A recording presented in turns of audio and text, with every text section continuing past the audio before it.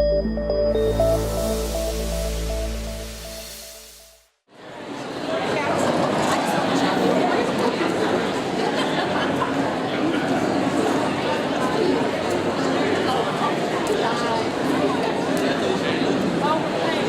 welcome Mayor Buddy Choate.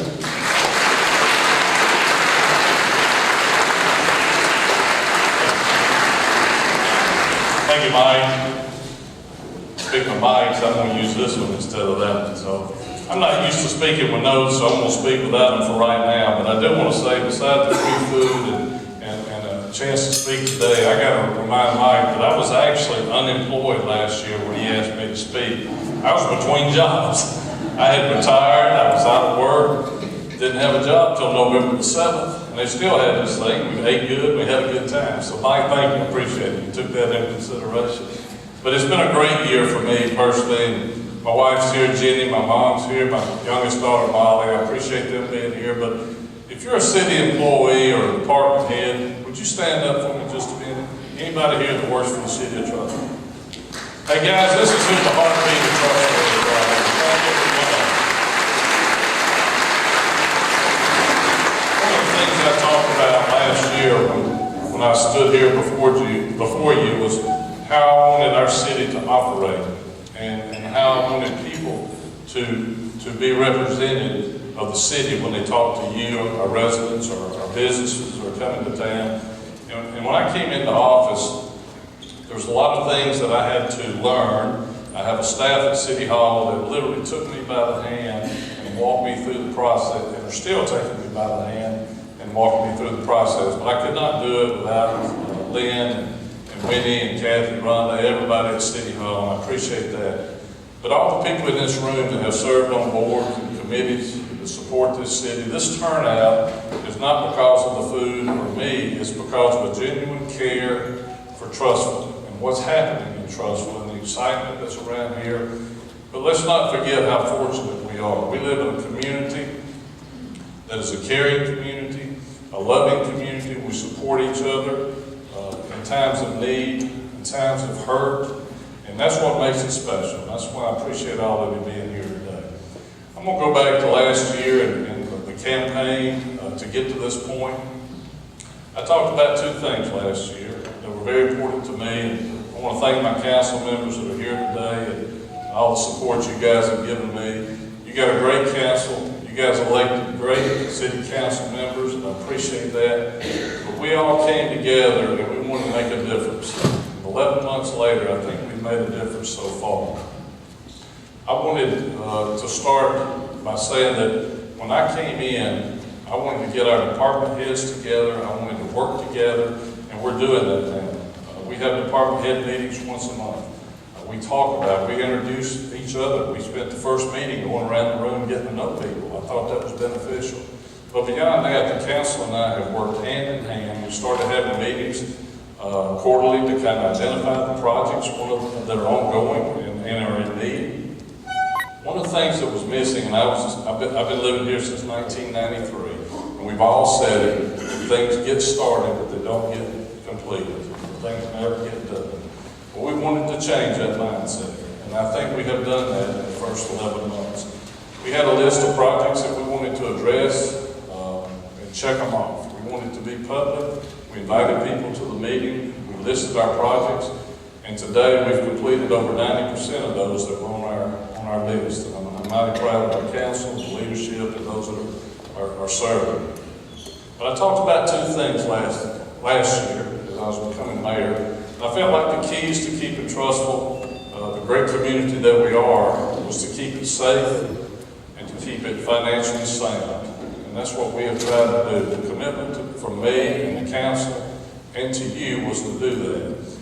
And so I go back to when I campaigned, and I campaigned on the 3 Ps, as most people are tired of hearing, but it was preserve, protect, and plan. And I still live by that today because we have a lot to preserve and to enjoy here in Trussville. And we were trying to make changes to where we didn't change that. We were trying to be very positive in what we're doing. And part of being able to preserve what we have and to offer you guys the services and the amenities that we have is to be financially sound. I want to tell you kind of where we operated last year and let you know that we just finished fiscal year 16-17. 64% of our general fund revenues come from sales tax. The other 17% comes from business license and property taxes. That's 81% of our revenues. That being said, we were still able to give our employees a 2% raise last year. We always have been able to give them a longevity pay around Christmas time, but we've also absorbed insurance costs. We had a 7% increase in just employees' benefits last year. That's to say that coming upon that year where we all talk about shopping online, we have to shop trustful first. If we want to continue to grow, I know it's a saying that people don't take as serious as they should, but we have got to shop with our merchants and our retailers and our businesses here trustful. And for that, I thank you. Last year, our garbage service alone increased $438,000, but we also had 235 new home starts last year. It kind of translates into the growth that we're having and the expenses that we're having to cover. We had 18 new commercial starts last year. So you can see we're growing. We're growing residentially, we're growing in our commercial base, but we're also still trying to grow our tax base. Some of you have seen the report where we actually had a $1.2 million increase in sales tax revenues from the previous year. Now that may not sound like a lot of money, it sounds like a lot of money to me, but in today's world, Representative Danny Garrett had told us at our legislative breakfast about the state of Alabama, where sales tax revenues have been on the decline. So we're very fortunate here to have a community that will support our businesses and shop. I realize we get people from outside of Trustful to come, but what a difference it makes. I think if we continue along that trail of supporting locally, we'll be fine and we'll secure that.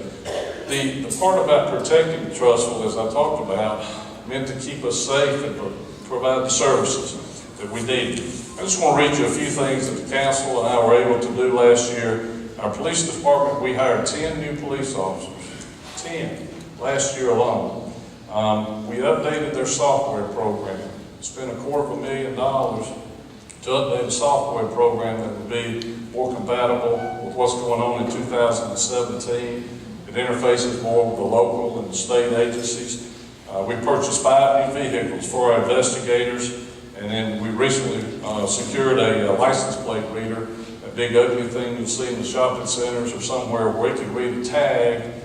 It can also almost see a tattoo on an ant, as somebody told me, when somebody is doing something they shouldn't do. So I'm proud of that. But also in our fire department last year alone, we hired 8 new employees, went from 33 to 41.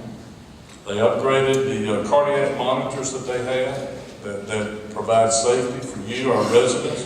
We replaced all of their turnout gear, brand new turnout gear that'll better ensure their safety.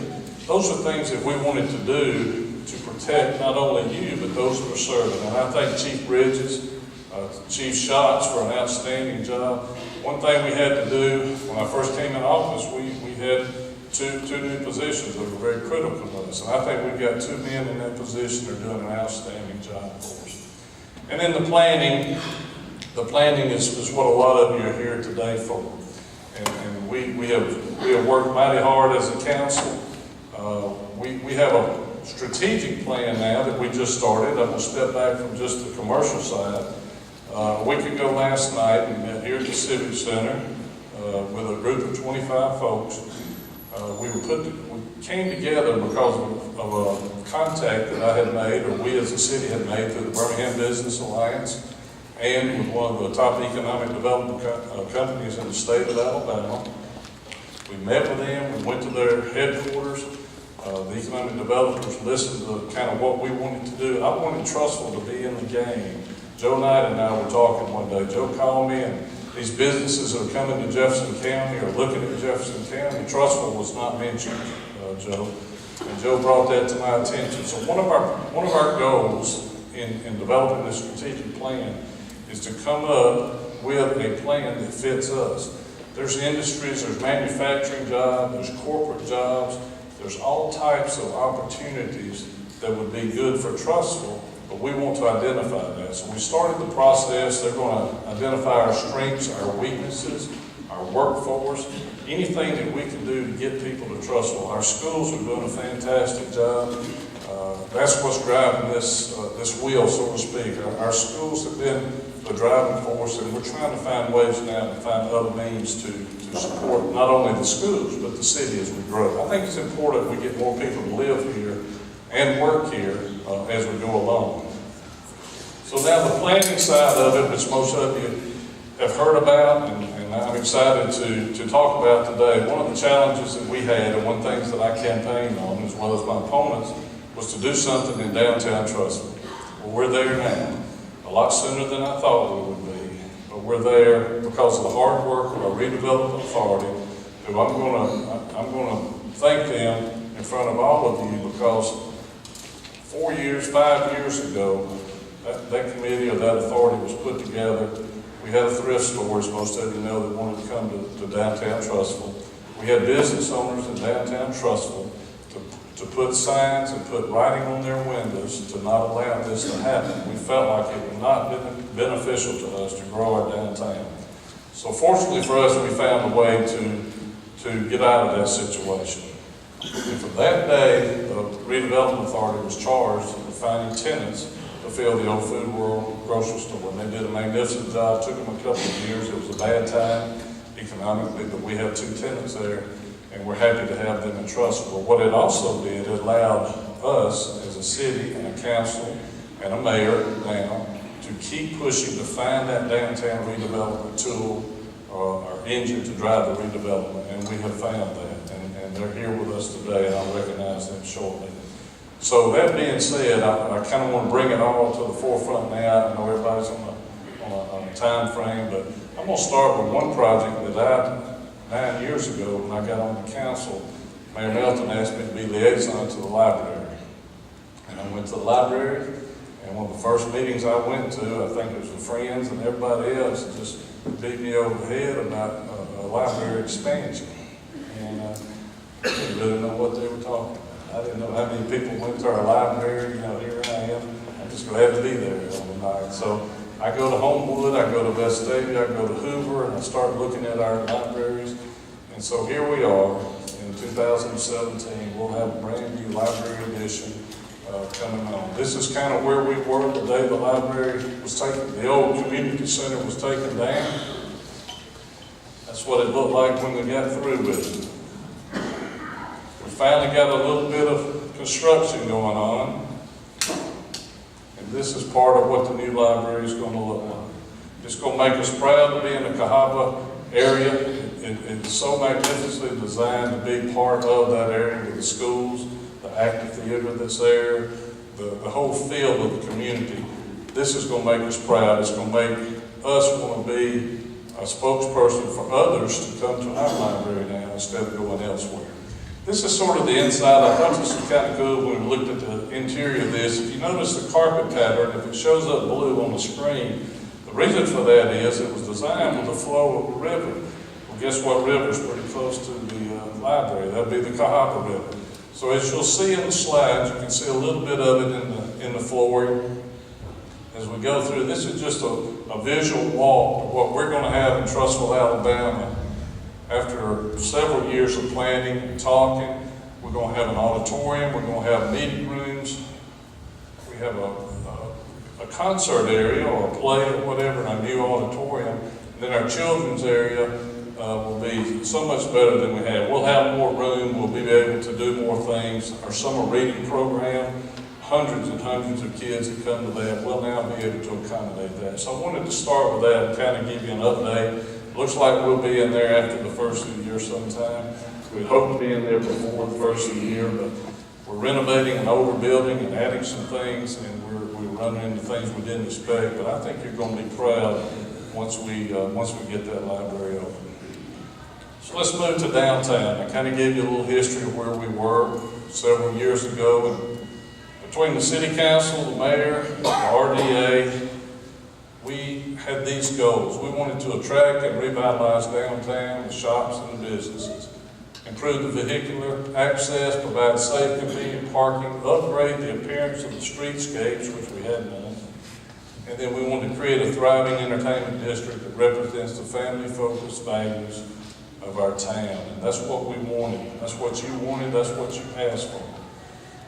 This is the area that we identified. This is our downtown district, as everybody knows. It's not a huge area, but we've all been to Homewood and Crestline and Mountain Brook and places like that. We have a smaller area than some of those. These are some sites that we had targeted early on about developing a plan. And now we've come to a connector road. People have asked, well, what are you going to do with the Braden's Corner?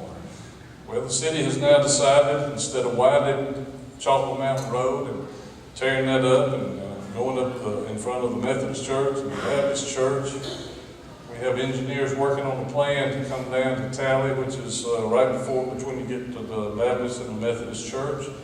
We'll have access around and come down to Glen, down to Highway 11. We'll also go through by the Board of Education. That will come out on Van Circle. AlDOT has told us that we will get traffic signals there. We think this is a great pattern to get that traffic flow that backs up in downtown. The intersection will be changed downtown. We'll have a wider radius there for folks to get in and out. This is our plan, and that's where we are today. So now we move down to one of the areas that you saw earlier on the yellow map with the old sticks and stuff, and this is where Edgar's Bakery, and that's what it is today. That's probably one of the better pictures, to be honest with you. Everybody knows that's the site. When you leave here today or tomorrow, there should be a beautiful sign there showing what you're fixing to see for the first time. That's the design that Dave Reese and his team have put together for Terry and Dottie Smith. They made a commitment to the city of Trussville. It's a 5,000 square foot restaurant with a courtyard between another 2,400 feet of potential retail space. You notice Highway 11 and streets, it's got the landscaping and everything. You notice there's no poles and things like that. Architects love to do that, Dave. I know people say that all the time. But in working with AlDOT and working with Alabama Power, working with CenturyLink and all the utilities, ours included, there is a plan to remove the poles and the lines from Highway 11 and put them on the back sides of these properties. Then we come down to the corner, at Braden's as we call it. That's what it looks like now. Look at the lines, look at the poles.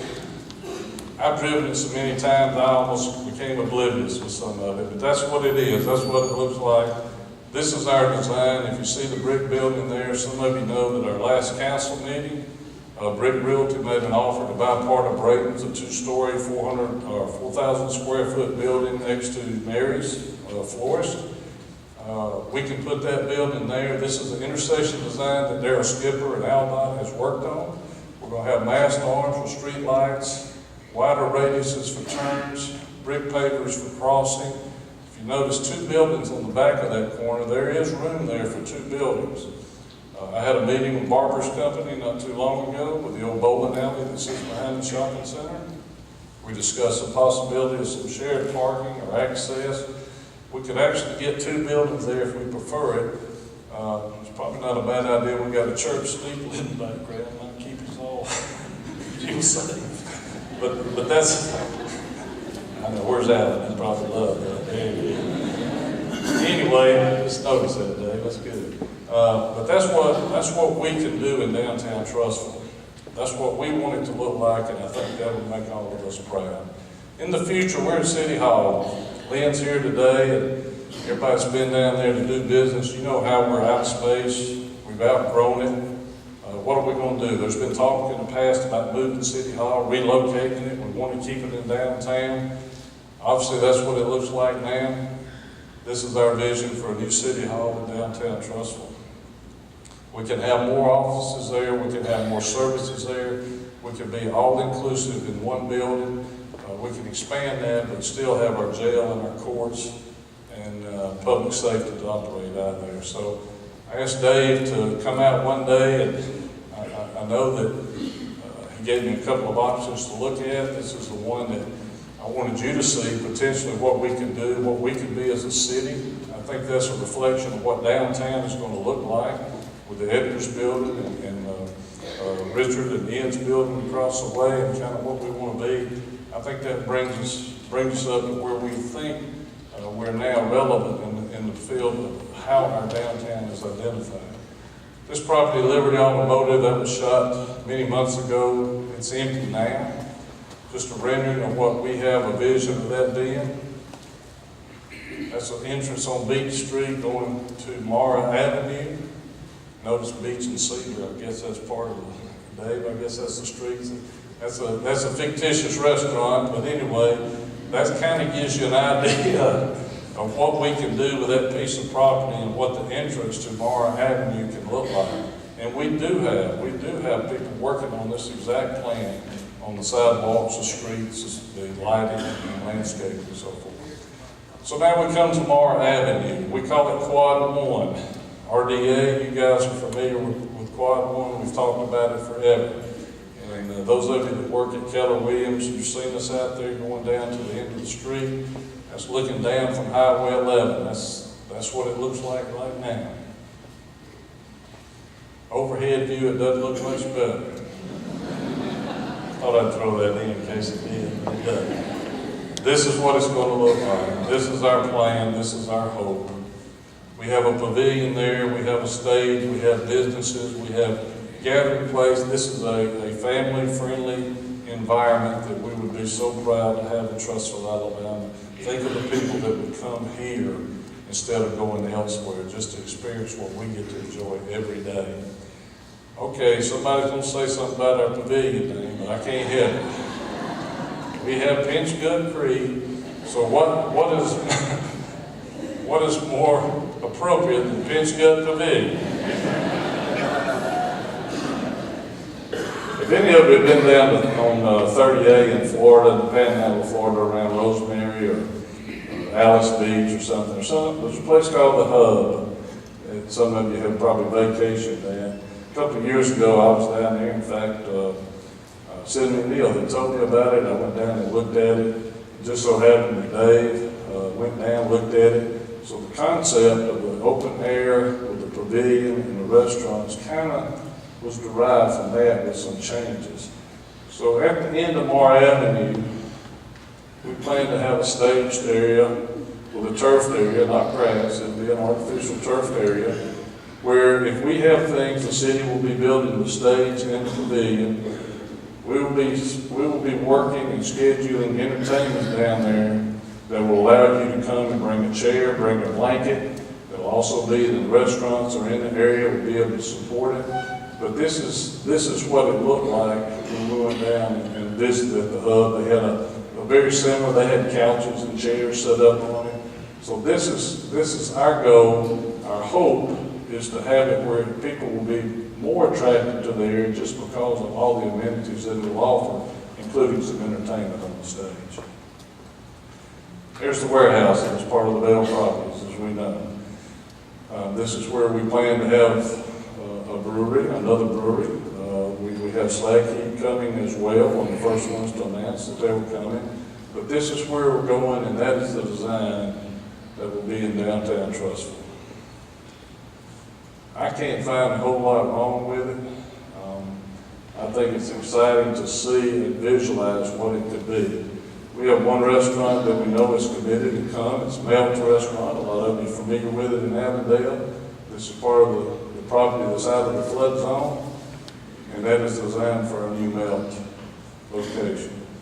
Dave, correct me, I think there's doors that go up on that, the garage door type on the front. And then we have the Common House, another restaurant that's in the Avondale area. That building is owned by the city of Trussville right now, but that'll be owned by Kobe Lake when we get done. And that's what the Common House will look like, adjacent to the stage area, dining on both floors. It has a patio upstairs. The stage is here where I am. Can you imagine going out there on a night like tonight, having dinner and looking down and seeing the people that are in that area because they wanted to be in Trussville? That's pretty much it. I think the saying below it says it's really going to happen. That's the theme I want to leave you with today.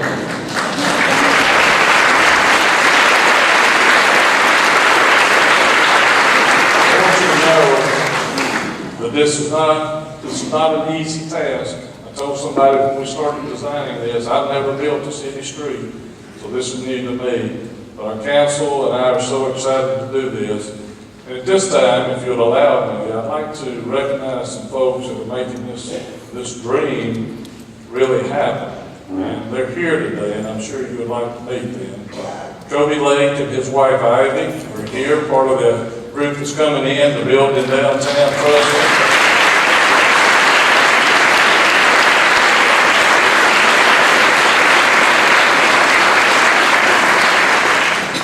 Terry Smith and his wife Dottie from Edgar's Bakery are here today.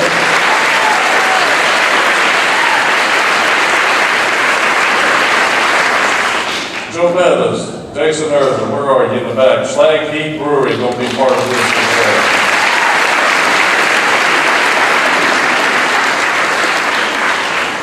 All that to be said, is this going to take a little time? It's going to take a lot of money.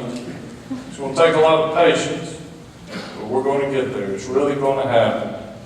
I appreciate the opportunity. Somebody they ask me all the time, God, are you a full-time mayor? Yeah, I guess I am. But my answer should be, it's a full-time honor for me, and I know the council members feel the same. It's an honor to be a part of a community that comes out on a day like today to see this. And I appreciate Mike and the utilities for what you do for this city. People just don't know the role that they play, and we certainly appreciate it. But thanks to all of you that have served. Thank you for the business as a part of this chamber. We want you to be here. We're open for business, and if we can help you in any way, please feel free to reach out to us. Thank you very much.